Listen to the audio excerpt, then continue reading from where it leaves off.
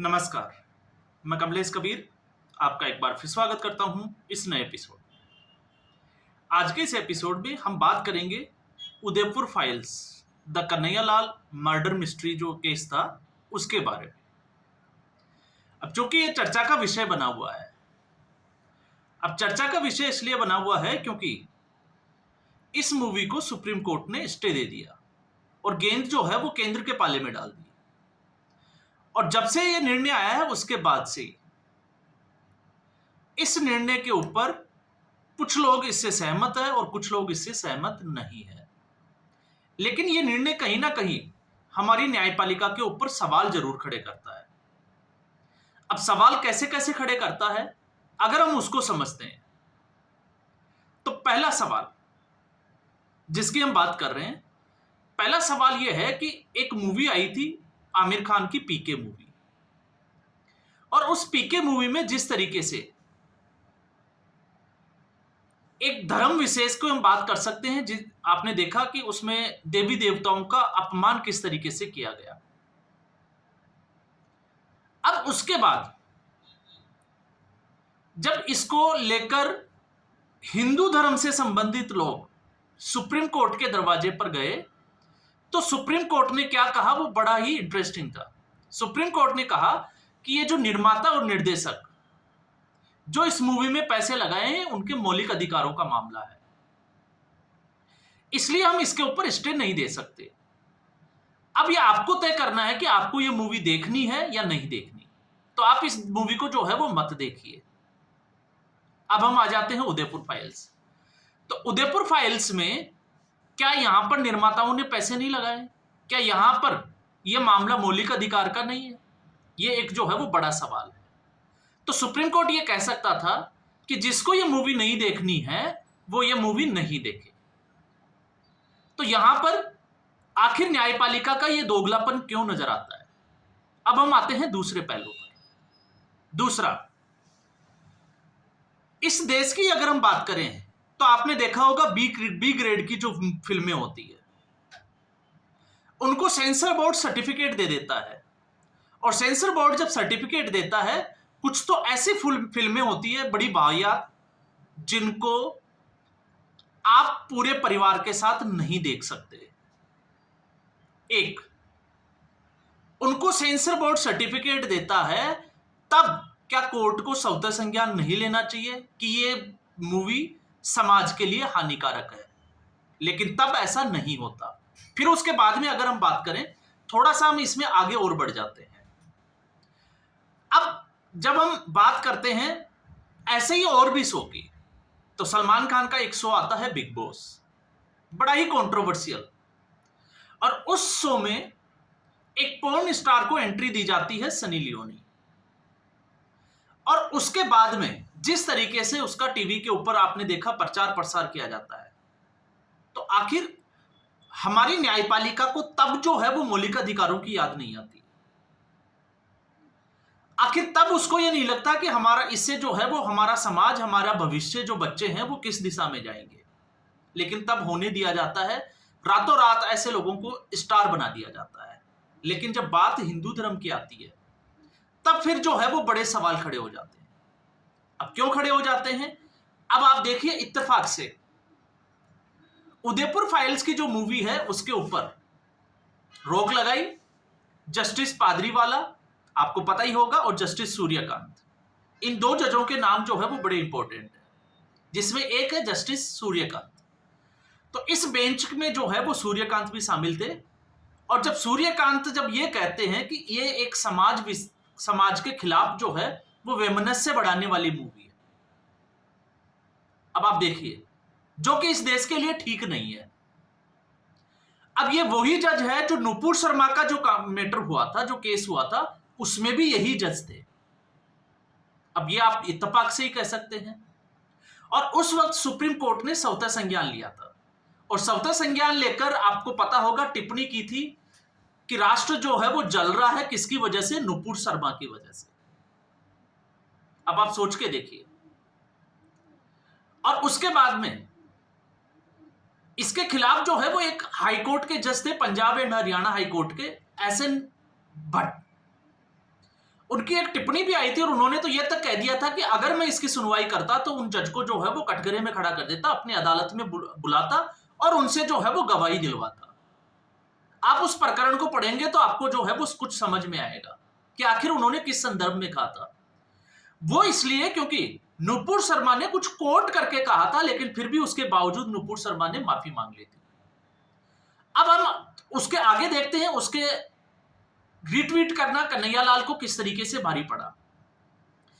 तो एक मूवी की हम बात करते हैं कि उसके आधार पर एक मूवी बनी है और उस मूवी जो समाज के लिए घातक सिद्ध हो जाती है, तो आखिर वो लाइव मर्डर जो सोशल मीडिया पे आज भी जो है वो चल रहा है, आखिर उससे समाज में कौन सा प्रेम बढ़ रहा है?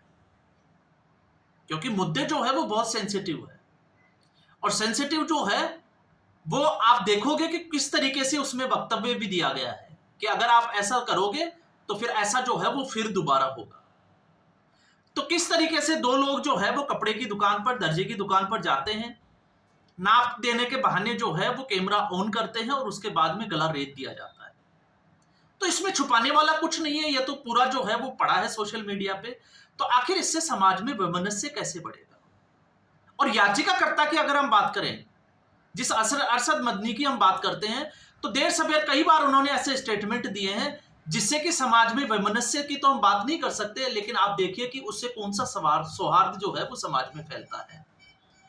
अब यहां पर आप जो है वो जिस बात को समझना चाह रहे हैं वो भी देख लीजिए कि जानबूझकर पहले जो सुप्रीम कोर्ट ने जो है वो ये कहा कि हम इस पे जो है वो रिलीज होने दीजिए, हम इसके ऊपर स्टे नहीं लगाएंगे, लेकिन दिल्ली हाई कोर्ट जो है वो शाम के समय इसके ऊपर सुप्रीम कोर्ट के इस निर्णय के बावजूद, इस टिप्पणी के बावजूद जो है वो इसके ऊपर स्टे लगा देता है और अब सुप्रीम कोर्ट में इसकी सुनवाई चल रही है। अब सुप्रीम कोर्ट में सुनवाई चल रही है लेकिन फिल्म के ऊपर स्टे लगा हुआ है। अब ऐसी स्थिति में आप देखिए कि एक हम पीके फिल्म की बात कर रहे थे जहां मौलिक अधिकार बीच में आ जाते हैं, तो क्या यहां पर निर्माताओं के मौलिक अधिकार नहीं है? क्या हिंदुओं को अपने ऊपर हुई ज्यादती दिखाने का कोई अधिकार नहीं है? जबकि ऐसी बहुत सारी फिल्में हैं जो मुगल शासकों के ऊपर बनी हुई है, उनकी क्रूरता को दिखाया जाता है, उनके जो है वो अच्छे कामों को दिखाया जाता है, तमाम तरह की चीजें जो है वो सोशल मीडिया पे या हम कहें कि सेंसर बोर्ड के पास पड़ी होती है। लेकिन आखिर इसी फिल्म के ऊपर ऐसा क्यों? अब हम बातें हैं, थोड़ा सा आगे बढ़ते हैं। आपने देखा होगा जब कश्मीर फाइल्स मूवी आई थी, तो कश्मीर फाइल्स मूवी को लेकर भी इसी तरीके का एक विवाद बना था, हालांकि वो फिल्म जो है वो रिलीज हुई। अब रिलीज होने के बावजूद कश्मीर फाइल्स को लेकर कुछ राजनीतिक दलों ने इसको लेकर जो है वो सरकार को निशाना बनाया और अभी भी जो है वो ठीक इसी तरीके की कोशिश की जा रही है। अब ऐसा क्यों होता है? ऐसा इसलिए होता है क्योंकि जब हम बात करते हैं ना कि सरकार किसी की भी हो, सिस्टम हमारा होगा, तो इसको थोड़ा समझना भी पड़ेगा सिस्टम कैसे हमारा होगा। तो आपने देखा होगा आज तक राहुल गांधी या कोई कांग्रेस पार्टी का दूसरा प्रवक्ता कभी भी विदेश दौरे पर जाता है या भारत में, तो ये लोग जो है वो जेएनयू में जाना पसंद करते हैं या फिर ऐसी यूनिवर्सिटीज में जाना पसंद करते हैं जहां पर इस तरीके का जो है वो प्रोपेगेंडा तैयार किया जाता है। आखिर ये क्यों किया जाता है? ये इसलिए किया जाता है क्योंकि आने वाले समय के लिए जो पौध जो तैयार हो रही है, जो आज के जो विद्यार्थी है, जो बड़े होकर किसी ना किसी प्रशासनिक सेवाओं में किसी ना किसी पद पर काबिज होंगे, तो उनकी पहले ही जो है वो विचारधारा को किस तरीके से हाईजेक किया जाए। और फिर ये पौध जब तैयार होती है, आपने देखा होगा जेएनयू, तो जेएनयू में इस तरीके की पौध तैयार की जाती है जो लेफ्टिस्ट विचारधारा से मेल खाती हो, और फिर उसके बाद में कन्हैयालाल, शर्जील इमाम, ऐसे बहुत सारे लोग जो है वो उस यूनिवर्सिटी से निकलते हैं। तो आप उसकी सोच को कैसे पकड़ो? और ये लोग जो है वो उसी सोच से निकल कर आते हैं, और जब वो इसी सोच से निकल कर आते हैं तो हम कतई जो है वो इसमें अच्छे की उम्मीद जो है वो बिल्कुल नहीं कर सकते। तो ऐसे एक नहीं, अगर आप रिसर्च करोगे तो ऐसे बहुत सारे आपको मौके मिलेंगे। और मौके क्या मिलेंगे आप सोच के देखिए। अगर आप किसी धर्म विशेष के या समुदाय विशेष के अगर खिलाफ आप टिप्पणी करते हैं तो कोर्ट स्वतः संज्ञान लेता है, लेकिन आपके धर्म के ऊपर मुस्लिम धर्म के कितने लोग जो है वो अटैक करते हैं देवी देवताओं को लेकर, कितने मौलाना तक जो है वो कुछ भी बोल जाते हैं। और आजकल एक नया प्रचलन बना है कि जो नए नए बोधि बनते हैं, जो बौद्ध धर्म को अपनाने वाले होते हैं, जो जय भीम करते हैं, देवताओं को और देवी देवताओं का अपमान करते हैं, क्या आज तक कोर्ट ने कभी सवता संज्ञान लिया? आप सोच के देखिए, कभी नहीं लिया। लेकिन आप किसी धर्म विशेष समुदाय के खिलाफ आप बोलकर देखिए, आपके ऊपर जो है वो सवता संज्ञान लिया जाता है। क्यों लिया जाता है? ये विचारधारा जो है वो कहां से पनपती है? और जब हम इस विचारधारा की बात करते हैं तो 90 का दशक, क्योंकि अब मैं बात कर रहा हूं कश्मीर फाइल्स की, तो जब कश्मीर में हिंदुओं के ऊपर अत्याचार हुआ तो आप सोचकर देखिए, इससे ज्यादा वैमनस्य या भेदभाव बिगाड़ने की बात कहां से होगी कि जब हम सौहार्द की बात कर रहे हैं और मस्जिदों से ये नारे लगे कि आप जो है वो घर छोड़कर निकल जाइए, और फिर उसके बाद में जो है वो हिंदुओं को मारा जाता है, उनको घरों से पलायन करने के लिए मजबूर किया जाता है और महिलाओं का बलात्कार किया जाता है। और ऐलान कहां से किया जाता है? मस्जिदों से। लेकिन जब आप उसको पर्दे के ऊपर उतारते हो तो फिर जो है वो देश के समाज में वैमनस्य फैलता है, भेदभाव की स्थिति जो है वो उत्पन्न हो जाती है, और इससे जो है वो देश की अखंडता को खतरा फैलता है। तो आप उस समुदाय विशेष को रिप्रेजेंट कर रहे हैं इस माध्यम से, जो 1940 तक आपने देखा, जब मुस्लिम लीग अलग पाकिस्तान को लेकर जब वोटिंग हुई तो इन लोगों ने वोट किया कि हमारा अलग मुल्क होना चाहिए। लेकिन 1947 तक आते आते ऐसा क्या हुआ कि ये वोट करने वाले लोग जो है वो यहीं के होकर रह गए। आखिर क्यों नहीं गए ये पाकिस्तान? तो मामला जो है वो बड़ा गंभीर है, और सवाल भी जो है वो बहुत सारे खड़े होते हैं, और इसी वजह से समय समय पर जो है वो न्यायपालिका भी कटघरे में आकर खड़ी हो जाती है। हम यहाँ किसी जो है वो जज के खिलाफ हम बात नहीं कर रहे हैं, हम न्यायपालिका की बात कर रहे हैं, जहां एक और नुपुर शर्मा को सुनने का मौका तक नहीं दिया गया। दूसरी ओर मोहम्मद रियाज, मैं फिर एक बार जो है वो नाम लूंगा, कुछ ही दिनों पहले पहलगाम अटैक के बाद में पूरा एक लॉबी जो है वो चिल्ला रही थी सरकार के ऊपर कि एजेंसियां क्या सो रही थी क्या, सुरक्षा कर्मियों को लेकर सवाल खड़े किए जा रहे थे।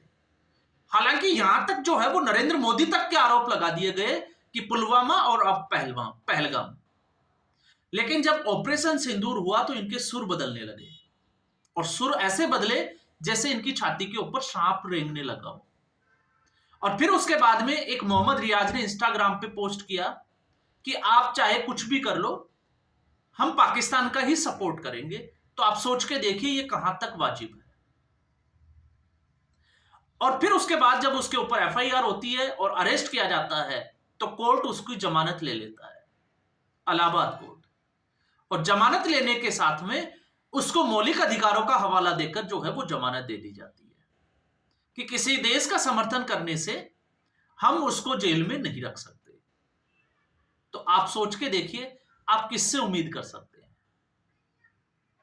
फिर आप पश्चिमी बंगाल के मुर्शिदाबाद का जो हिंसा हुई आप उसको देख लीजिए, या फिर संभल में जो हुआ आप उसको देख लीजिए। तो आखिर न्यायपालिका का यह दोहरा रवैया कब तक? और जब बात जो है वो केंद्र सरकार के पाले में डाली जाती है तो आप सोच के देखना, ये भी जो है वो जानबूझ के किया जा रहा है। और जानबूझ के क्यों किया जा रहा है? जानबूझ के इसलिए किया जा रहा है कि अब केंद्र सरकार जो है वो क्या फैसला लेगी, क्योंकि केंद्र सरकार के ऊपर पहले से आरोप लगते हैं हिंदू मुस्लिम करने के। तो अगर केंद्र सरकार इस फिल्म के ऊपर रोक लगाती है तो उसका कोर वोटर उससे नाराज हो जाता है, क्योंकि सच्चाई यही है। क्योंकि इस फिल्म के पीछे की कहानी यहीं से शुरू होती है और यहीं आकर रुक जाती है। ऐसा पहले नुपुर शर्मा के मामले में भी भारतीय जनता पार्टी ने अपने कदम पीछे रखे थे, और उसका खामियाजा भारतीय जनता पार्टी को कहीं ना कहीं जो है वो भुगतना पड़ा था। और अब ऐसी स्थिति में, और अगर इसको प्रसारित करने की अनुमति दे देती है केंद्र सरकार, तो फिर विपक्ष जो चाहता है वो उसमें कामयाब होता हुआ दिखाई देता है। क्योंकि विपक्ष ये चाहता है कि केंद्र सरकार कुछ ऐसा करे कि मुस्लिम वोटर जो है वो इकट्ठा रहे और उनका परंपरागत वोट बैंक जो है वो बना रहे। तो यही तो चुनाव आयोग के फैसले के बाद जो हो रहा है। तो अब इससे आपको अंदाजा लगेगा कि हमारा देश जो है वो किस दिशा में जा रहा है। और जो सर्वोच्च जिसको हम कहते हैं, जिससे हम न्याय की उम्मीद रखते हैं, न्यायपालिका, उस न्यायपालिका का अगर दोहरा रवैया इस तरीके से सामने आता रहेगा तो फिर आप न्याय की उम्मीद किससे करेंगे? और उस देश में जहां पर हिंदू धर्म बाहुल्य, अगर हम कहें कि मेजोरिटी में होने के बावजूद, आज भी जो है वो इस तरीके का भेदभाव का शिकार है। और जो लोग, जो समुदाय विशेष माइनॉरिटी की बात करता है, जो कि है नहीं, क्योंकि उसकी इतनी आबादी हो चुकी है कि उसके मुकाबले अगर माइनॉरिटी की बात करें तो ये अधिकार जो है वो सिखों को, जैनियों को और बौद्ध धर्म वालों को मिलना चाहिए, पारसियों को मिलना चाहिए। लेकिन नहीं, ये किसको मिल रहा है आप समझ सकते हैं। तो ये सिर्फ और सिर्फ जो है उस विचारधारा का, या हम कहें कि उस इकोसिस्टम का हिस्सा है जिसकी हर तरफ बात की जाती है कि सरकार किसी की भी हो, सिस्टम हमारा हो। तो आप और हम लोग उसी सिस्टम के शिकार हैं। तो आज के एपिसोड में बस इतना ही। उम्मीद करूंगा वीडियो एपिसोड आपको पसंद आया होगा। वीडियो को लाइक करें, शेयर करें, चैनल जरूर सब्सक्राइब करें। धन्यवाद।